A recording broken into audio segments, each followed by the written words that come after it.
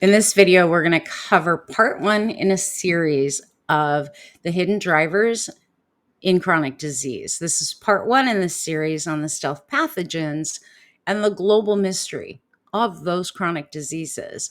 I was going to do this entire series in 6 parts, but this is that 6-part series. I'm Bernadette Gold. I'm a holistic health practitioner with over 25 years of experience helping people heal from chronic conditions, autoimmune illnesses, deep emotional traumas, and my work blends science and ancient wisdom to uncover the hidden root causes and then to empower people to reclaim their health and well-being. We are going to uncover why Americans are so much sicker than people in other parts of the world and how hidden infections may be the missing piece that no one really talks about. For decades, we've been asking the same question: why do chronic illnesses like autoimmune disease, multiple sclerosis, and certain cancers strike so many more people in the United States compared to Asia?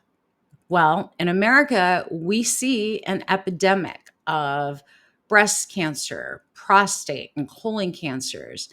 And we see exploding rates of autoimmune conditions, right? Arthritis and lupus, chronic fatigue syndrome. And honestly, the picture looks a little different in other countries. Like Asia has more infection driven cancers like stomach, liver, and nasopharyngeal cancers. But the deeper question is, what is it? What's the difference? Well, it's stealth pathogens. And stealth pathogens are viruses, bacteria, fungus, and parasites that don't always make you acutely sick. They're sneaky. They hide in your tissues, they hide in your nerves, your immune system itself. And then they flare up when your body is stressed, when your terrain is weakened. And over time, they can quietly drive tissue damage and, like I said, lead to illnesses and disease. Now, one of the most common that I keep finding is Epstein-Barr virus. And with EBV, almost everyone's been exposed to it. They say that over 95% of the world's population has inactive Epstein-Barr, and not everybody reacts the same. For some, Epstein-Barr stays quiet. For others, it reactivates again and again and then hijacks the immune system. So it does matter. The immune system, when Epstein-Barr is triggered, goes into a place where then it can turn to autoimmune diseases like lupus or MS. And like I said, it's even linked to certain things like lymphoma. And here's the big picture. Viruses like Epstein-Barr don't act alone, okay? There are common pathogens that are linked together. Some of them that I have found in my research, I see them show up over and over again. Bacteria like Mycoplasma pneumonia, Chlamydia pneumonia, not the chlamydia that's an STD. That's Chlamydia trachomatis. Things like E. coli, Klebsiella, and then fungi like Candida, Aspergillus, parasites like Toxoplasma and Giardia. These are the things that keep showing up in all of my research with these common diseases and common conditions. Okay. But here's where it gets really interesting. Through my research, I've documented reoccurring pathogen groups that show up across most diagnosed illnesses in the US. Things like lupus, MS, rheumatoid arthritis, even Alzheimer's, Parkinson's, and chronic fatigue syndrome. And like I said, different kinds of cancers. And what's powerful is I have read and researched studies from Asia, from South America, even from Germany that confirm the same findings. In the recent MS studies, they're linking and have linked Epstein-Barr virus, but also Mycoplasma is showing up in their research and studies. It's not coincidence. We travel globally, and these pathogens are global. It's a pattern. And that pattern just doesn't stop with those illnesses. It even shows up with long haul COVID. Long haul COVID has been known to trigger Epstein Barr reactivation, and it creates symptoms almost identical to chronic fatigue and MS. So, if these pathogens are that common, why aren't doctors testing for them? Epstein Barr has been around for a long, long time. Viruses like EBV don't leave, they embed into your system and then they stay for life, depending on how your immune system handles them. They can either be silent passengers or they become powerful drivers of disease. Research now shows that EBV is a major trigger behind MS, multiple sclerosis, lupus, RA, rheumatoid arthritis, thyroid diseases like Hashimoto's and Graves', myasthenia gravis. Epstein-Barr can hide in your B cells, the very cells that are meant to protect you over time. It can reprogram them, confuse your immune system response, and then create antibodies that not only fight the virus, but also attack your system. And it's a process called molecular mimicry. Epstein-Barr is also tied to Hodgkin's lymphoma, also non-Hodgkin's lymphoma like diffuse large B-cell lymphoma, nasopharyngeal carcinoma in Asia, and some other gastric cancers. And yet, in the United States, patients with lymphoma are rarely tested for EBV. I had lymphoma, never once did they test for it. In Asia, EBV DNA is routinely monitored, which of course then changes treatment outcomes. EBV isn't alone though. Cytomegalovirus, CMV, has been linked to cardiovascular disease, Alzheimer's, lupus, HHV6, which is another herpes virus, and it's connected to MS, chronic fatigue, and even pediatric autoimmune conditions. This isn't theory. It's happening right now. Research is happening. And nearly 2/3 of long haul COVID patients show EBV reactivations. And that's why their symptoms look so much like chronic fatigue syndrome or MS. They're not tested either. US doctors will often tell you that those tests don't matter. Yet in Asia and other countries, testing for EBV, H. pylori, hepatitis is standard. And then, of course, the outcomes improve because the root causes are identified and then treated. EBV and other self viruses are everywhere. Whether they stay quiet or they cause disease really depends on your terrain. We've got to look at what are all of these pathogens and these bacterias. In the next piece of the puzzle, we'll go over more about the bacterias. My hope is that you start to understand all of the pathogens that drive disease. If we can uncover the pathogens that drive it, actually address those pathogens, now we have a chance at taking control of our health. I know how frustrating it is to have all these different symptoms and never have an answer as to what's causing chronic illness. And for women, especially if you have EBV and it gets activated, it can be responsible for some of your monthly cycle issues. So we're going to keep going. And I hope this is opening your eyes as to what happens and what our outcomes are when we go after root causes, not just throw medicine at symptoms. Now we're turning to the bacterial side of the story. Infections that tend to hide in our lungs, arteries, joints, and even our gut that quietly drive conditions that are exploding in the Western world. Stealth bacteria can embed in our tissues and evade immunity, things like Mycoplasma pneumonia, and they can persist for years. Mycoplasma pneumonia is a respiratory infection, and it's linked to different types of neurological illnesses that mimic MS. rheumatoid arthritis, lupus, asthma, COPD, and atherosclerosis. And when it's present with someone who's had COVID, it can make it seem like you can't get beyond it, right? Because it is within the respiratory tract. The next bacteria is Chlamydia pneumonia, not the STD. That's Chlamydia trachomatis. Chlamydia pneumonia is a respiratory infection that's spread by coughing and sneezing. It embeds in the arteries, and then it contributes to things like heart disease. It's been found in the joints of arthritis patients and in the brains of MS patients. Because it shares a name with the STD, people never really connect the dots. But then we have the gut dysbiosis that fuels disease, things like E. coli, Klebsiella.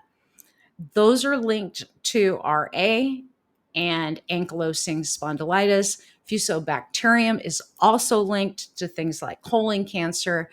Gut imbalances are even tied to Parkinson's via the gut-brain axis. These bacteria show up again and again in major diseases, yet we're almost never tested for them. So the next time that you hear arthritis, MS, or colon cancer, I want you to remember stealth bacteria are often part of the equation and the driver. But bacteria isn't the only hidden drivers. We have fungus, mold. They also play a big role in chronic disease. I said, we're going to talk about how fungus and pathogens are often ignored and even laughed off by Western medicine, but potentially shapes everything from autoimmune disease to cancer. Candida is a normal part of gut flora, but with sugar, processed sugar, antibiotics, toxins, right, it can go out of control. And when that happens, it literally will fuel inflammation. It weakens your immune system, and it has been linked to things like Crohn's, ulcerative colitis, rheumatoid arthritis, lupus, breast cancer, colon cancer, even gout. Other fungi matter too, like Aspergillus and Cryptococcus. They affect immunocompromised patients. Malassezia is a yeast from skin. It's tied to Crohn's disease and cancers.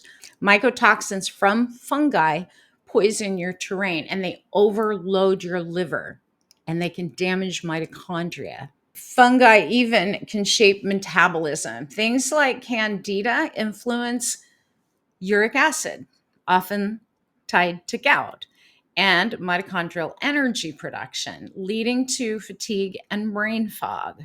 Unless you're immune compromised, they won't test you for it. And even then, they still don't. As someone who is on chemo treatment and on prednisone, I was never tested for these things. But integrative medicine, functional doctors, they do test at times, and they have revealed that candida and fungal markers often are responsible for some of the symptoms that patients are going through. And the truth of it is fungus is not harmless. They're opportunistic. When your immune system, when your terrain is weak, Candida thrives. Because Western medicine does not test for these things, I really want to show you the comparative testing practices from the US versus like Asia and Europe and what it can mean for outcomes. But here's the thing, there are natural things that you can do to address Epstein Barr, Mycoplasma pneumonia, Candida, all these different things. And there are ways that you can even scan naturally using biofeedback and other methods that will identify what pathogens you actually are carrying and what is adding to your symptoms. I didn't take care of myself. I was helping everybody else and ended up with stage 4 lymphoma, diffuse large B-cell lymphoma.